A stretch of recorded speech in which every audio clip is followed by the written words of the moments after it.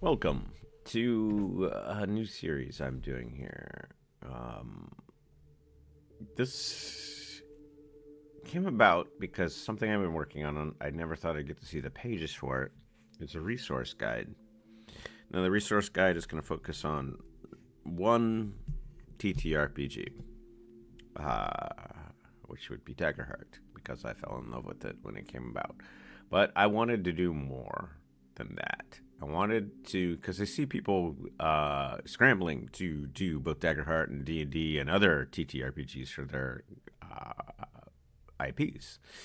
So I said, there's an easy way to do that outside of disappointing people and saying, no, I'm not going to do that. So I'm going to do a video series. And it's going to be pretty long. I'm just going to make a quick segue here. The City of Fears vids will return. I'm not well. Last week was very bad for me. This week, I'm okay. I can never say I'm going to be truly all there, but that's another video I intend to make soon. For now, we're going to start this off, and I'm not starting this off with the main race from the first book or whatnot. This is a race that's, if you know anything about my channel, I've had people use a certain video here for analytics, not analytics, for teaching in schools and whatnot, and discovering the wonder that can be literature, and that, and it's based off an actual urban legend, and what you're about to see is based off that urban legend. So without further ado, let's get into it.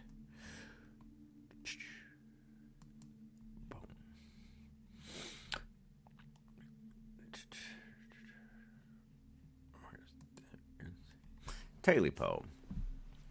This is one of the ancestries that will be in the resource guide. This ancestry isn't directly involved in the first book. Most of the ancestries you'll see in that book, the 9 that are there, relate to the characters and therein. The Tailypo does not. Tailypo is something I have in the world, and I wanted to showcase it because it showcases exactly how the world is meant to be. And let's just explore it, shall we? Remains of robotic hounds lay scattered all about the old hunter. Shaking amidst the ruin of his cot, he raised his shotgun. A long tail covered in black fur flicked the weapon out of his hands as a tall figure with glowing red eyes stalked over to him. This time, my tail stays firmly attached. That's Rova Maltese from the book Yeet and Splat, which is further down the line where the books are concerned. Hiding on the edges of villages, usually within seemingly treacherous terrain, live a race of beings that resemble a cross between felines and rabbits, of course walking upright. While they live to inspire fear in those with dark hearts, it has long been their goals to protect without being seen. Long tails, bright eyes. Some believe the Tailypo are related to hares or felines. Such could not be further from the truth.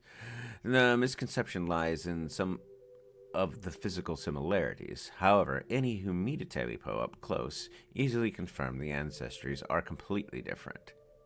Long pointed ears rest on the sides of their heads, which give them exceptional hearing.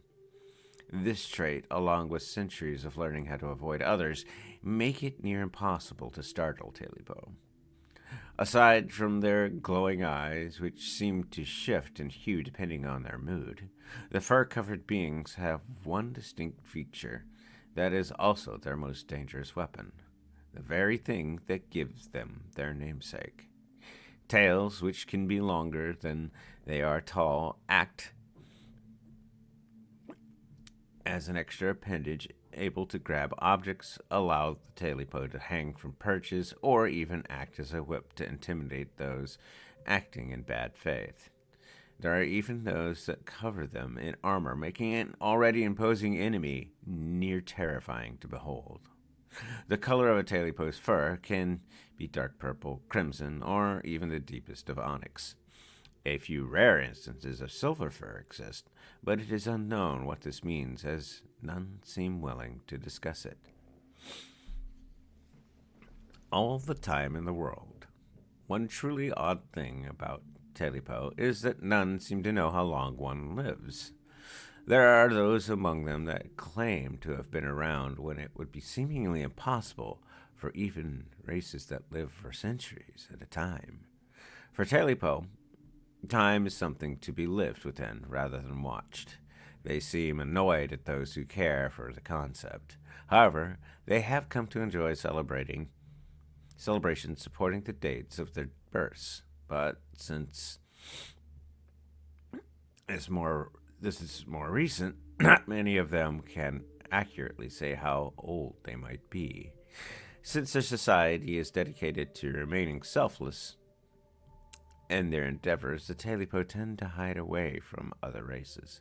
This is not due to mistrust, but rather to honor a way of life that gives them immense satisfaction, the protection of those that might become lost.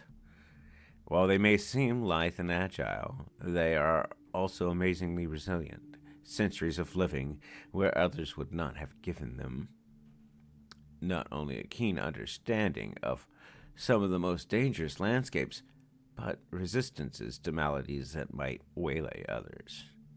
Patience is key to the old Tailypo. Some have been known to stalk a foe for weeks, learning what they can before revealing themselves. It is unwise to run afoul of one of those that, for those that do soon discover the whispers on the wind belong to a predator that will not back away. Gatherings. Tailypo live in locations that can be vacated and abandoned without much of a trace being left behind. The exact number living in these gatherings, as they are called, seem to be no more than 50. Many question the validity of this, but again, none seem willing to answer further. In truth, there exist cities full of Tailypo, but these can only be found in places that others would describe as suicidal. The engineers within Tailypo society, though, have come up with impressive feats for this way of life. Volcanoes, sand pits, and even beneath thick layers of quicksand are where these wondrous cities can be found. Very few have ever been permitted to leave without their memories being permanently altered by Tailypo spellcasters. Because of the unique locations of Tailypo cities, it would seemingly be foolish to try and lay siege to one. This is true for many reasons. The greatest feat, though, is the ace Tailypo have up their sleeves, the back doors.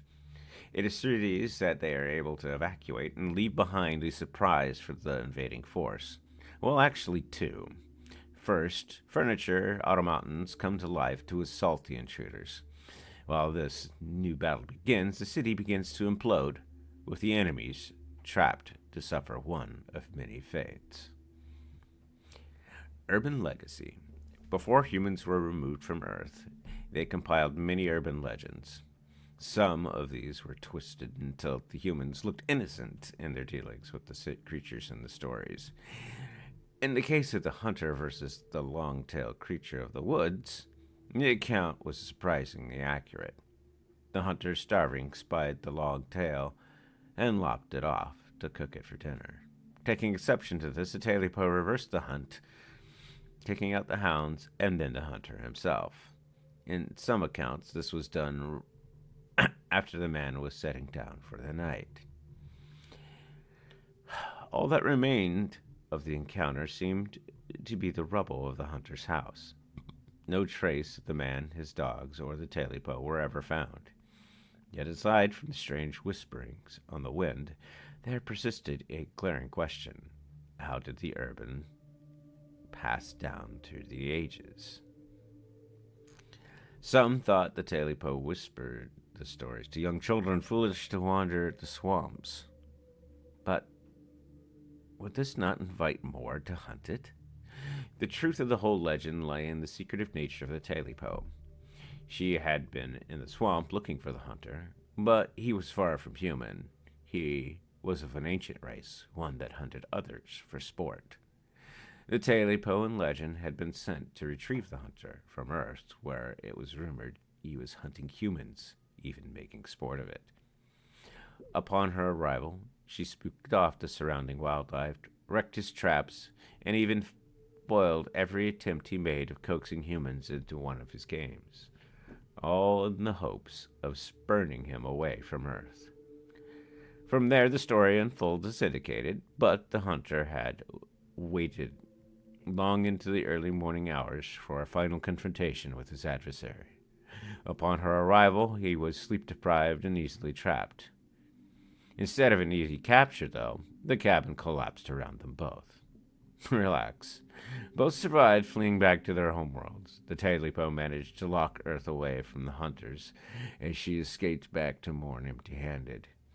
It was not long after she would marry, have a child, and start a hunt that would have cosmic ramifications. Sounds fun, yes? Life goes on. As to why the Tailypo were forced to evacuate Mourn from their own world, that, like most with the strange dark-furred beings, is a mystery. One thing is certain, both the Fates and the Pantheon are exceedingly pleased the Tailypo exist to help those that dwell upon the aspects. The secrets will remain, but there seems to be no end to the aid the race gives those in need. Some historians speculate that Mourn needed the Tailypo. Therefore, they gave up everything to lend a hand, choosing life, long selflessness, as their one true goal. And with that, we come to the end of the descriptive pages for the Tailypo. In the next video, we'll start going over the rules I have allocated for Daggerheart, Dungeons and Dragons, and lastly, a wonderful little game called Outgunned. I'll see you in the near future, and thank you for listening.